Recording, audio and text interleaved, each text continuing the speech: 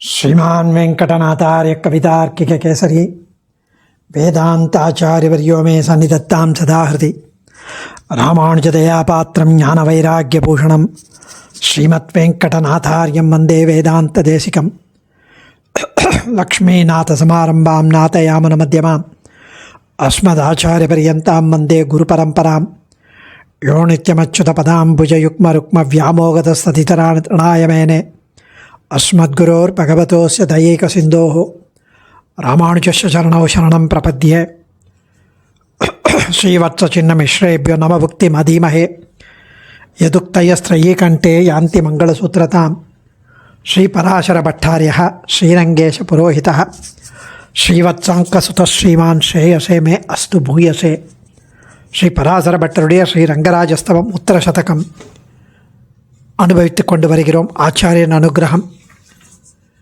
நேற்றைய தினம் 84வது ஸ்லோகம் அனுபவித்தோம். கர்மயோகம், ஞானயோகம், பக்தி யோகம், பிரபத்தி என்ற 4 படியை விவரிக்க எண்ணி போன ஸ்லோகத்தில் கர்மயோகத்தின் தன்மைகளை விவரித்தார். மயி சர்வாணி கர்மாணி சந்நியஸ்ய அத்தியாத்ம சேதசா நிராசி நிர்மமோ பூத்வான் கீதா ஸ்லோகத்தின் அடியொற்றி 84வது ஸ்லோகம். இன்றைய தினம் 85வது ஸ்லோகம் ஞானயோகம். ஜீவாத்மாவை அனுபவிக்கும் விஷயம் கொண்டது. பிரத்யஞ்சம் ஸ்வம் பஞ்சவிம்சம் பராச்சக சஞ்சக்ஷாணா தத்வவராசேர் விவிச்ய யுஞ்சானாச்சர்த்தம் பராயாம் ஸ்வபுத்தௌ ஸ்வம் வா த்வாம் வா ரங்கராஜாப்னுவந்தி பிரத்யம்சம் ஸ்வம் பஞ்சவிம்சம் பராச்சஹ சஞ்சக்ஷாணாः தத்வராசே விவிச்ய யுஞ்சானாச்சர்த்தம் பராயாம் ஸ்வபுத்தௌ ஸ்வவாத் த்வாம் வா ரங்கராஜாப்னுவந்தி. ஸ்ரீரங்கநாதா, ஒரு சில பேர் தானாகவே பிரகாசிக்கும் தன்மை கொண்ட ஸ்வயம் பிரகாசமாயிருக்கிற ஜீவாத்மாவை மற்ற அச்சேதன தத்துவங்களிலிருந்து பிரித்து அறிந்து இந்த ஆத்மாவை 25வது தத்துவமாக உணர்கின்றனர். முதல் 24 தத்துவம் அச்சேதன தத்துவங்கள். இந்த சந்தேகத்துடன் கூடிய ஞானம், தவறாக எதனையும் அறிகின்ற ஞானம் ஆகியவற்றை கைவிட்டவர்களாக உண்மையான அறிவுடன், ஜீவாத்மாவை பற்றிய அறிவுடன் கூடியவர்களாக தங்களது புத்தியில் ஜீவாத்மாவை நிலைநிறுத்தி தியானிக்கின்றனர். இவர்கள் தங்களது ஆத்மாவை அனுபவம் கிட்ட பெறுகின்றனர், அதை ஆனந்திக்கின்றனர், ஜீவாத்ம சாட்சா்காரத்தை. ஆனால் ஒரு சிலர் உன்னையே தியானித்து உனது அனுபவத்தை அடைகின்றனர். ஸோ இது 25வது தத்துவம், ஜீவாத்ம தத்துவம்.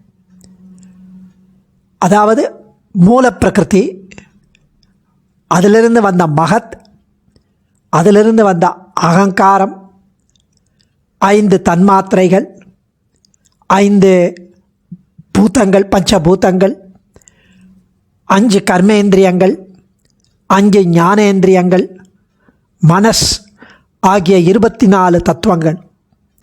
இந்த 24 தத்துவங்களுக்கு அப்பாற்பட்டவன் ஜீவன், 25வது தத்துவம். பெருமாள் ஈஸ்வரன் 26வது தத்துவம். அதனால்தான் நம்மாழ்வார் எண்ணிலும் வரும் அப்படின்னு சொன்னார்.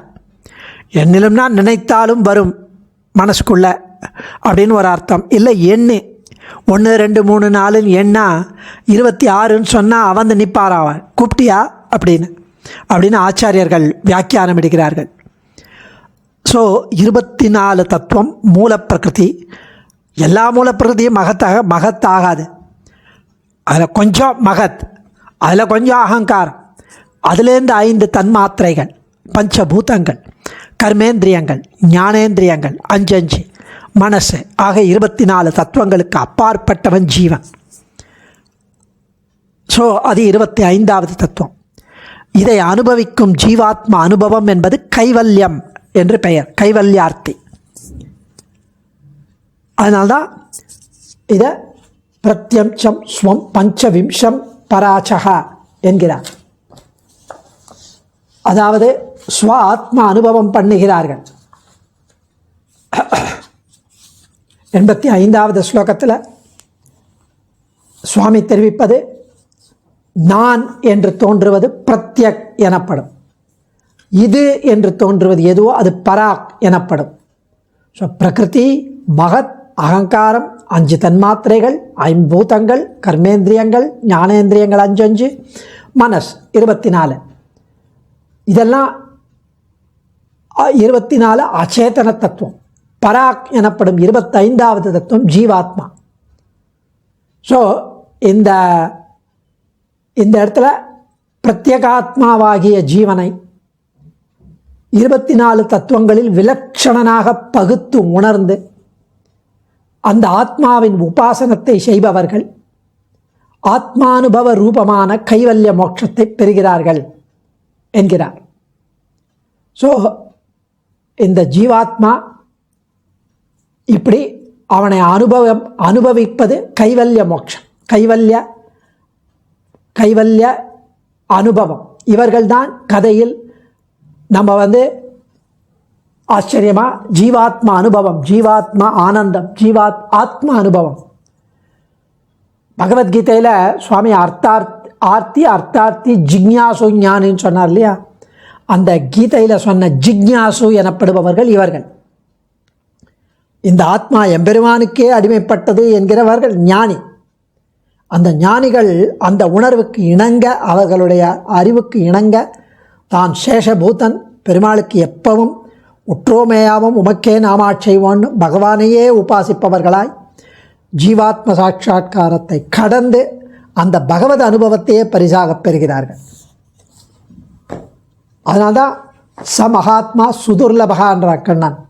அந்த மாதிரி கிடைக்கிறது வெரி வெரி ரேர். ஸ்ரீவத் சங்காச்சார் வியாக்கியானம் ரொம்ப ஆச்சரியமான வியாக்கியானம்.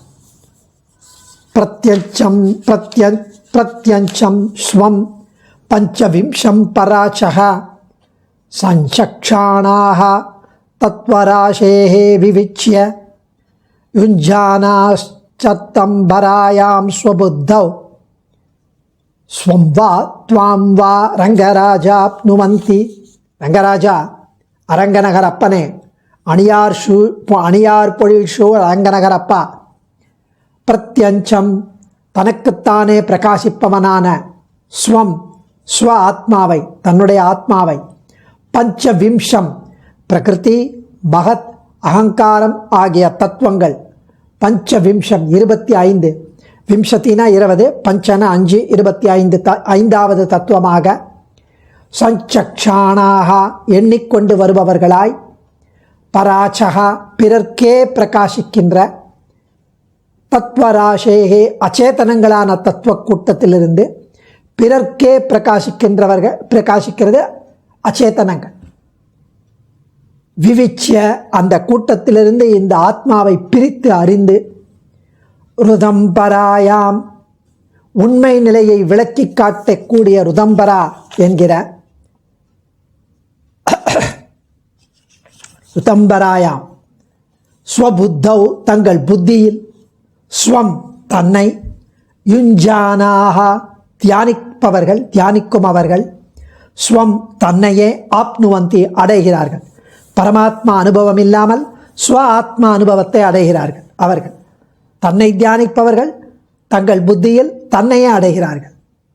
துவாம் தேவரீரை யுஞ்சானாக தியானிப்பவர்கள் துவாம் பரமாத்மாவான தேவரீரையே ஆப்னுவந்தி அடைந்து அனுபவிக்கிறார்கள். ஸோ பிரகிருதி, மகத், அகங்காரம் என்றவாறு சாஸ்திரங்களால் காட்டப்பட்ட 24 தத்துவங்கள், அறிவற்ற ஜடப்பொருள்கள், அஷ்டௌ பிரகிருத்தயः ஷோடச விகாராக என்றனர். இவற்றை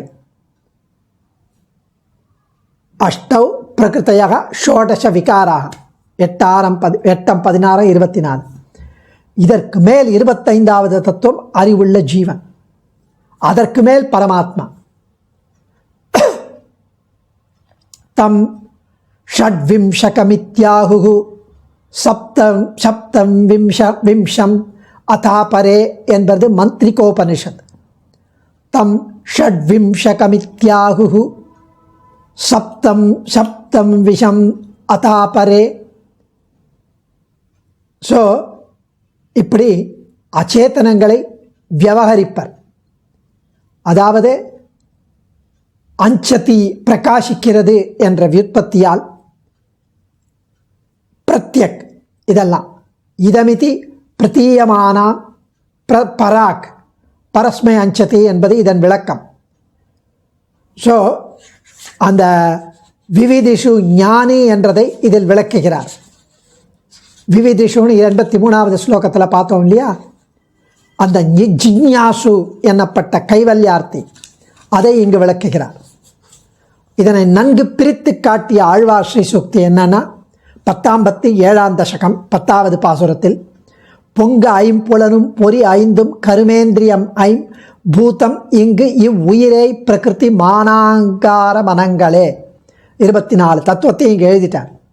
பொங்க ஐம்புலனும் பொறி ஐந்தும் கருமேந்திரியம் பூதம் இங்கு இவ்வுயிரை பிரகிருதி மானாங்கார மனங்களே. ஸோ இந்த அச்சேதன தத்துவங்களை விட வேறாக தன்னை பிரித்து உணர்ந்து சமாதி காலத்தில் இதன் உண்மையான நிலையை உணர்ந்து ருதம்பரா என்ற நாடி வழியாக தமது புத்தியில் தன்னை மட்டும் தியானிப்பவர்கள், சரீரத்திலிருந்து நான் வேறு என்று தன்னை தன் ஸ்வ ஆத்மா அனுபவத்திலேயே உணர்ந்து அதையே தியானிப்பவர்கள் கைவல்யம் என்னப்பட்ட ஸ்வ ஆத்மா அனுபவத்தை அடைகிறார்கள். பகவானான உன்னை தியானித்து உனது தாசனாக உன்னை விட்டு பிரிக்க முடியாதபடி பகவத் சேஷபூதனாக தன்னை யார் தியானிக்கிறார்களோ அவர்கள் தேவரீரை அதாவது மோட்சத்தை அடைகிறார்கள். இதில் ருதம்பரா என்ற நாடி வழியாக தமது புத்தியில் தியானிக்க வேண்டும். இது யோக சாஸ்திரங்களில் தெரிய வரும். இது அப்படியே அர்த்த பஞ்சகாதிகாரத்தில் சுவாமி தேசிகன் ஸ்ரீமத் ரகசிய திரைசாரத்தில் மிக விரிவாக விளக்கி அருளியுள்ளதை இங்கு அனுசந்திக்கணும். அதை ஆச்சாரிய முகேன கேட்டு தெளிய வேண்டும். அந்த அர்த்த பஞ்சகத்தில் இருக்கிறதெல்லாம் அத்தனையும் ஸ்ரீ பட்டருடைய திருவாக்குக்கு தியாத்பரியம் என்பதாக எடுத்து காட்டுகிறார் ஸ்ரீவத் சங்காச்சார். அடிய தன்யோஸ்மி. ஆச்சாரியன் திருவடிகளே சரணம். கவிதார்க்கிக சிம்ஹாய கல்யாண குணசாலினி ஸ்ரீமதே வெங்கடேஷாய வேதாந்த குரவே நமஹ.